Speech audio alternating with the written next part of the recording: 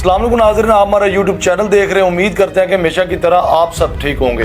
तो सबसे पहले नाज़रीन कि आज एक बहुत अफसोसनाक खबर है, लेकिन आज इससे पहले मैंने कभी भी नहीं कहा कि आपने मेरी वीडियो को पूरा देखना, आप मेरी सारी वीडियोस निकाल के देख लें। लेकिन आज एक मैं रिक्वेस्ट ज़रूर करूँगा कि आपने इस वीडियो को पूरा देखना ताकि आपको पता चल सके कि हमारी ये जो नून लीग की हुकूमत है, रियासत पाकिस्तान है, ये हमारे पाकिस्तान को कौन से रास्ते पे लेके चल रही। तो लिहाजा नाज़रीन, ये जो अफसोसनाक एक वाकया पेश हमारे पाकिस्तान में आया है, ये जब आप सुनेंगे तो आपके रोंगटे खड़े हो जाएंगे। कि मैंने बड़ा सोचा, मैंने सोचने के बाद मुझे यही अंदाज़ा हुआ है कि हमारी ये जो नून लीग की गवर्नमेंट है, इन्होंने ये सोच लिया है कि हमने तो पाकिस्तान में रहना नहीं है, तो जितनी देर पाकिस्तान के अंदर रहते हुए डंडा सोटा चला के गुंडागर्दी के साथ गवर्नमेंट चलाई जाती है, उतनी देर चला ली जाए। उसके बाद हमने कौन सा इस पाकिस्तान में हुकूमत हमारी रहनी है या हमने करनी है। हम ना हमारा यहाँ पे बिजनेस है, ना हमारा यहाँ पे कोई कारोबार है, ना नौकरी है, ना कोई इन्वेस्टमेंट है।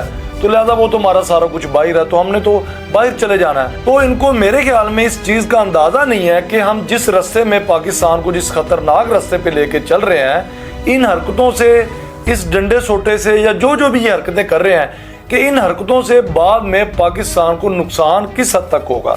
इनको मेरे ख्याल में इस चीज़ का अंदाज़ा बिल्कुल भी नहीं है, क्योंकि इन्होंने रहना नहीं है पाकिस्तान के अंदर, इनकी कोई इन्वेस्टमेंट नहीं है, ये बाहर जो भी इनकी जायदाद है वो सारी बाहर है। तो जिस तरह कि मैंने पहले भी आपको बताया कि इन्होंने तो बाहर चले जाना है। ये सारी चीज़ें वो हुक्मरान सोचता है जिसकी इन्वेस्टमेंट, जिसका सारा बिजनेस पाकिस्तान के अंदर हो, मतलब सारा कुछ जिसको पता हो कि मैंने हुकूमत में मैं रहूं या ना रहूं, मेरी सारी जो जिंदगी है, जो लाइफ है, वो पाकिस्तान के अंदर ही गुजर। तो लिहाजा नाज़रीन, अब बढ़ते हैं उस वाक़े की तरफ जो वाक़या पेश आया है। एक डॉक्टर उस्मान साहब है, उनका कोई बेटा है फैज़ान के नाम से। तो राउंड बाउंड कोई 2 माह पहले उनके बेटे को उठा लिया गया, बकौल उनके कि मैं ऑफिस में बैठा हुआ था और मुझे एक कॉल आती है घर से। तो वहाँ से जी घर से कहा जाता है जी कि आप हमारे घर के बाहर कोई डाले चाले खड़े हैं।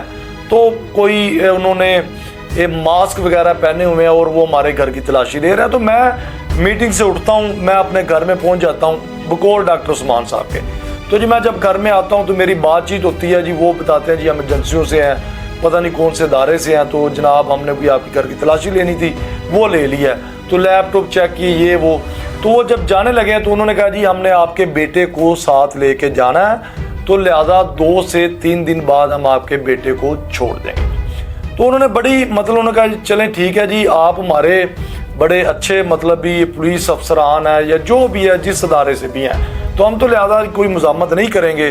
तो मेरा बेटा ये जो फज़ान है, इसकी अभी मैट्रिक भी कंप्लीट नहीं हुई, तो लिहाजा आपने अगर कोई इन्वेस्टिगेशन करनी है तो मैं इसका बाप बैठा हूँ, आप मुझसे कर लें। अगर आपने इससे भी करनी है, मेरे से आप नहीं करना चाहते, अगर इसमें कोई मसला है तो आप इसको अलग कमरे में बिठा लें। जो अगर आपने कोई ऐसी बात आप पूछनी है, इन्वेस्टिगेशन करनी है, तो आप इससे अलग होके कर लें। लिहाजा आप मेहरबानी करें, आपको मेरी रिक्वेस्ट है, आपसे मैं मज़म्मत तो नहीं कर सकता, आप इसको लेके ना जाए, बच्चा ये डर जाएगा। तो उन्होंने कहा नहीं जी डॉक्टर साहब ऐसी वैसी कोई बात नहीं है, आपको बच्चा देना पड़ेगा, हम लेके जाएंगे, तो 2 से 3 दिन बाद हम आपको वापस कर जाएंगे, कोई मसला नहीं। तो वो कहते हैं जी ठीक है। तो वो जी काफ़ी दिन गुजर जाते हैं। 4 दिन गुजरने के बाद वो कहते हैं जी फिर आते हैं जी, घर की तलाशी लेते हैं, कोई ऐसी चीज़ कुछ नहीं मिलता। तो वो फिर कहते हैं जी मेरा बेटा कहाँ है, आप मेरे बेटे फज़ान को आप नहीं लेके आए। तो उन्होंने कहा जी 2-4 दिन रुक जाएँ, कोई मसले वाली बात नहीं है, हम आपको वापस दे देंगे। ऐसे हर हफ्ते बाद मैं पूछता रहा हूँ भी मुझे बताएं कहाँ पे है मेरा बेटा, कहाँ नहीं है। उसकी तो अभी एज कितनी है, 14-15 साल उम्र है उसकी।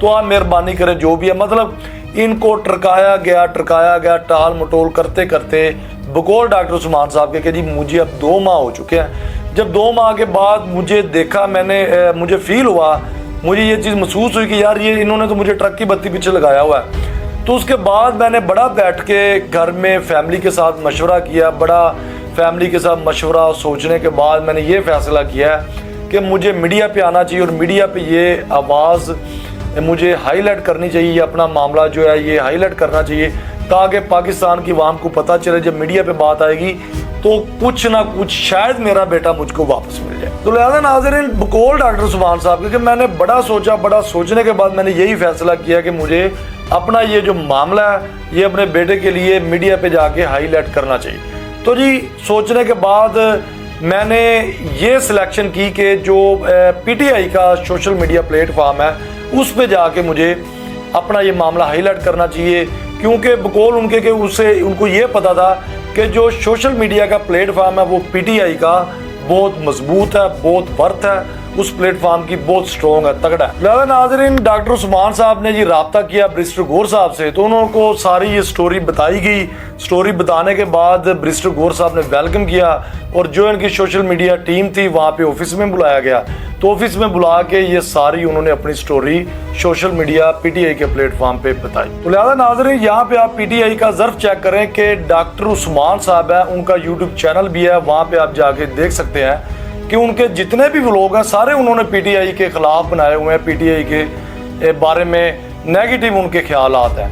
तो उसके बाद भी बैरिस्टर गौर हैं पीटीआई के चेयरमैन, तो उन्होंने फिर भी उनका दिल में कोई बुग़्ज़ नहीं रखा, तो उन्होंने फिर भी वेलकम किया और सेम उसी तरह कैंपेन उन्होंने उनके बेटे फजान की चलाई है जिस तरह वो पीटीआई के चेयरमैन इमरान खान साहब की वो चला रहे हैं। तो लिहाजा नाज़रीन, मेरा व्लॉग आज बनाने का यही मकसद था कि हमारी ये जो गवर्नमेंट नून लीग की हुकूमत है, अगर ये मैटर के स्टूडेंट्स को, उस लेवल के स्टूडेंट्स को, इस एज के स्टूडेंट्स को उठाया जाएगा और उस हिरासत में रखा जाएगा कि ना तो जनाब कोई हाई कोर्ट आपको लेके दे सकती है, ना आपको कोई वकील लेके दे सकता, कोई भी ऐसी पाकिस्तान की कोई भी ऐसा दायरा नहीं है जो आपके माफिज हैं और वो आपके बच्चों की उठा के जब ले जाएंगे, और कोई भी वकील भी नहीं आपके बच्चों को लेके दे सकता, कोई भी उनको कोई भी पूछने वाला ना होगा।